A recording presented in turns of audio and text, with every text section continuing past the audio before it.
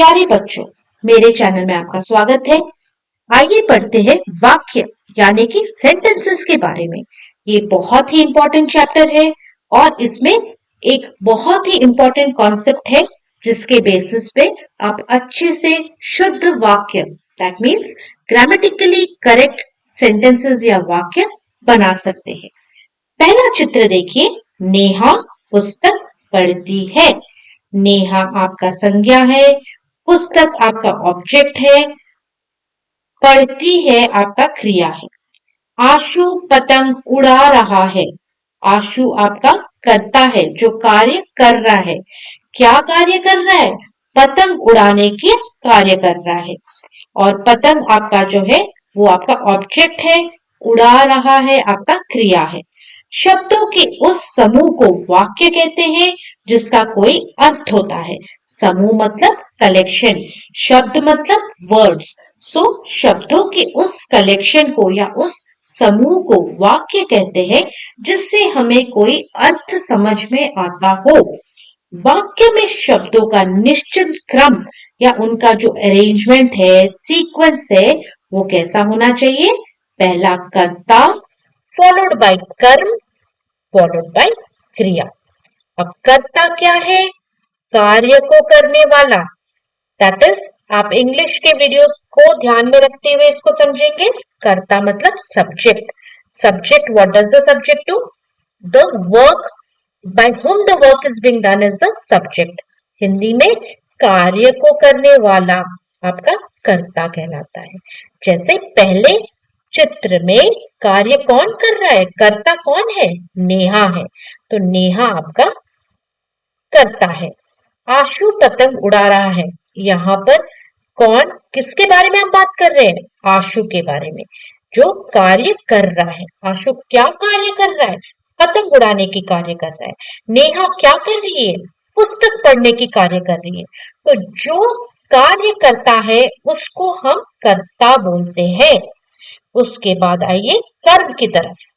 जिस पर क्रिया का प्रभाव पड़े, जिस पर क्रिया का प्रभाव पड़े उसे हम बोलते हैं कर्म। तो नेहा पुस्तक पढ़ती है। अब क्रिया क्या है? पढ़ना। पढ़ना जो है क्रिया है। क्रिया है सम एक्शन वर्ड, वर्ब्स। सो ये जो पढ़ने की क्रिया है ये नेहा किसके ऊपर कर रही है? पुस्तक के ऊपर। तो जिस पर क्रिया का प्रभाव पड़े उसे हम कर्म कहते हैं। सो पुस्तक आपका कर्म हुआ। आशु पतंग उड़ा रहा है। आशु क्या उड़ा रहा है? उड़ाने की प्रक्रिया किस पर हो रही है? पतंग। पतंग भी आपका कर्म हुआ। नेक्स्ट है आपका क्रिया। क्रिया इज योर वर्ब। कर्ता द्वारा जो कार्य किया जाए, the action which is done by the subject, that is your कर्ता। कर्ता द्वारा जो कार्य किया जाए उसे कहते हैं क्रिया और your verb. The action done by the subject in the sentence is the क्रिया और द वर्ब। जैसे नेहा पुस्तक क्या कर रही है? कौन सा क्रिया कर रही है? पढ़ने की क्रिया। सो पढ़ती है आपका क्रिया हुआ। आशु पतंग क्या कर रहा है? उड़ा रहा है, इसलिए उड़ा रहा है वो आपका क्रिया। जैसे हमने क्या पढ़ा बच्चों? व्हाट इज द क्रम, मतलब what is the arrangement of the sequence? कर्ता प्लस कर्म प्लस क्रिया। ये आपको याद रखना है, ये बहुत इंपॉर्टेंट है। पहले वाक्य को शुद्ध करने के लिए पहला आएगा आपका कर्ता यानी कि सब्जेक्ट, जो कार्य को करता है। उसके बाद आएगा जिस पर क्रिया का प्रभाव पड़ रहा है, वो है कर्म। सो कर्ता फॉलोड बाय कर्म फॉलोड बाय द क्रिया। क्रिया क्या है? कर्ता द्वारा जो कार्य को किया जाए उसे हम क्रिया कहते हैं। तो आइए कुछ एग्जाम्पल्स को देखते हैं। कर्ता, कर्म और क्रिया है यहाँ पर। कर्ता, कर्म और क्रिया। पहला वाक्य है पीयूष पाठशाला जाएगा। पीयूष कर्ता, कार्य को करने वाला कौन है? पीयूष है। क्या कार्य कर रहा है? जाने का। कहाँ जाने का?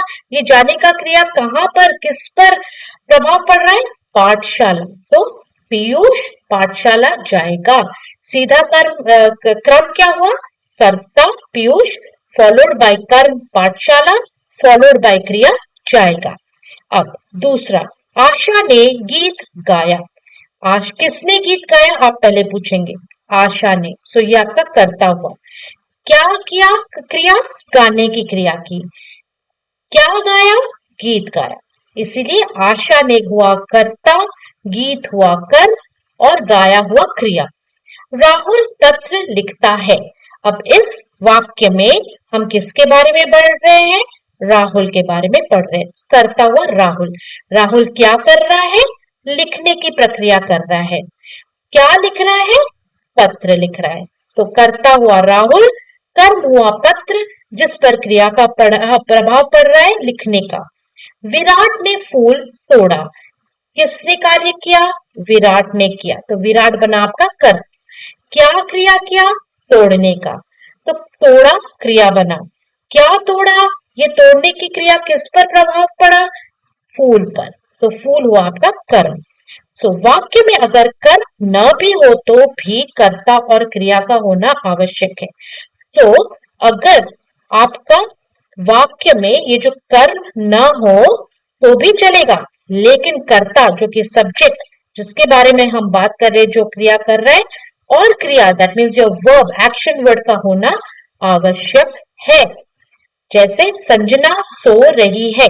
अब संजना सो रही है में संजना के बारे में बात कर रहे हैं, जो कि हमारा कर्ता हुई, और वो क्या क्रिया कर रही है, सोने की क्रिया कर रही है।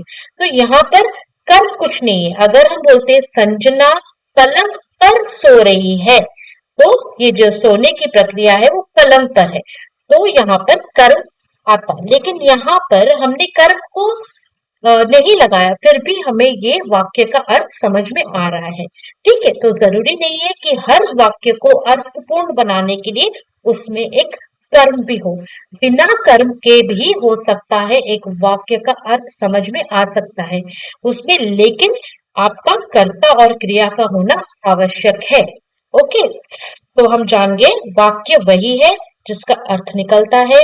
वाक्य में कर्ता और क्रिया का होना आवश्यक है। वाक्य में क्रिया क्या है, कर्ता प्लस कर्म प्लस क्रिया, या फिर कर्ता प्लस क्रिया भी चलेगा कर्म के बिना। अब आपकी बारी। वाक्य किसे कहते हैं, हमने पढ़ा सब शब्दों का समूह को वाक्य कहते हैं जिससे कोई अर्थ समझ में आता हो। अब दिए गए वाक्यों में कर्ता, कर्म और क्रिया को पहचान कर लिखेंगे। हमारा अरेंजमेंट कैसा होता है, पहले कर्ता आता है, फिर कर्म आता है, फिर क्रिया आता है। माली ने जेबें टटोली। कौन यहाँ पर क्रिया कर रहा है, माली, तो कर्ता में लिखेंगे माली ने। क्या क्रिया कर रहा है, टटोलने की, तो टटोली, टटोली हो गया आपका क्रिया। ये जो टटोलने का कार्य माली कर रहा है वो किस पर प्रभाव डाल रहा है, जेबों पर, तो आप जेबें लिखेंगे यहाँ पर कर्म में। आशा गीत गाती है। कौन कार्य कर रहा है, आशा, तो आशा हो गया आपका कर्ता। क्या क्रिया कर रही है, गाने की क्रिया, गाती है, गाती है हो गया आपका क्रिया। क्या गा रही है, गीत गा रही है, तो गीत हो गया आपका कर्म, जिस पर ये क्रिया गाने की प्रभाव पड़ता है वो है गीत। माँ ने हलवा बनाया। किसने क्रिया किया, माँ ने। क्या क्रिया किया, हलवा बनाने की, बनाया आपका क्रिया हुआ। क्या बनाया, माँ ने क्या बनाया, किस, ये बनाने की क्रिया किस पर प्रभाव हुआ, हलवा पर हुआ, सो हलवा आपका कर्म हुआ। विराट क्रिकेट खेलेगा। किस, कौन कार्य कर रहा है, विराट, तो विराट हुआ आपका कर्ता। क्या कार्य कर रहा है, खेलने का, तो खेलेगा हो गया आपका क्रिया। क्या खेलेगा, क्रिकेट खेलेगा। ऐसे प्रश्न पूछ पूछ कर आप कर्ता, कर्म और क्रिया को भरेंगे। बंदर आम तोड़ रहा है। कौन कार्य कर रहा है, बंदर, तो कर्ता हुआ बंदर। जो कार्य करता है वो कर, क्या कार्य या क्रिया कर रहा है, तोड़ने का, तो तोड़ रहा है बन गया आपका क्रिया। क्या तोड़ रहा है, आम तोड़ रहा है। अगर आपको प्रश्न करने पर क्या तोड़ रहा है में कुछ उत्तर आ रहा है तो वो बन जाता है आपका कर्म। तो इस हिसाब से आप इस एक्सरसाइज को करेंगे बच्चों। अब दूसरा वाला करते हैं। शब्दों का क्रम ठीक करके सही वाक्य लिखें। कक्षा में रही है पढ़ा अध्यापिका। तो हमें यहाँ पर इस वाक्य में पहले क्या ढूंढना है, कर्ता, फिर क्या ढूंढना है, कर्म, फिर हमें लिखना है क्रिया। तो यहाँ पर किसके बारे में बात कर रहे हैं? अध्यापिका के बारे में बात करें। So start the sentence with your कर्ता, अध्यापिका। उसके बाद वो क्या क्रिया कर रही है? पढ़ाने की क्रिया कर रही है। लेकिन हमारा सीक्वेंस क्या है? पहले कर्ता, फिर कर्म और फिर क्रिया। सो क्या कर्म कर रही है? ये पढ़ाने की क्रिया किस पर हो रही है? कक्षा में। इसीलिए अध्यापिका कक्षा में, फिर क्रिया पढ़ा रही है आएगा। अध्यापिका कर्ता, कक्षा में आपका कर्म, पढ़ा रही है क्रिया। दिस इज द सीक्वेंस, कर्ता कर्म क्रिया, ये आपको याद रखना है। और फिर वाक्यों में से इनको ढूंढकर सही अरेंजमेंट करके लिखना है। सब दिए गए टूट। अब हम किसके बारे में बात कर रहे हैं? दिए के बारे में। सब दिए, पहले लिखेंगे सब दिए, फिर क्या हुआ? टूट गए। यहां पर देखिए टूट गए लिखेंगे सब दिए के बाद। अब यहां पर कोई कर्म नहीं है, तो इसीलिए कर्ता के बाद हमने सीधा क्रिया को लिखा, क्योंकि हमने पढ़ा कि वाक्य को अर्थपूर्ण बनाने के लिए हमें कर्म की आवश्यकता हो भी सकती है, नहीं भी हो सकती है, लेकिन उसमें कर्ता और क्रिया होना जरूरी है। पैर फिसल उसका गया। किसके बारे में बात कर रहे हैं? उसका। तो शुरू होगा उसका। क्या हो गया? फिसल गया। क्या फिसल गया? पैर फिसल गया। इसीलिए आपका पैर हुआ कर्म। उसका पैर फिसल गया, उसका हुआ कर्ता, पैर हुआ कर्म, फिसल गया हुआ क्रिया। शाम गई है हो। शाम हो गई है। शाम हो गई है आपका शुद्ध वाक्य है। यह बस तुम्हारे की बात है नहीं।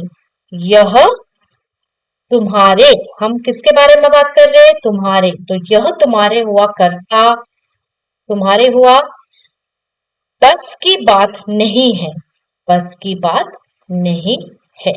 तो इस तरह से आप इसको भी कंप्लीट करेंगे बच्चों। So with this we come to the end of this वाक्य वाला चैप्टर भी।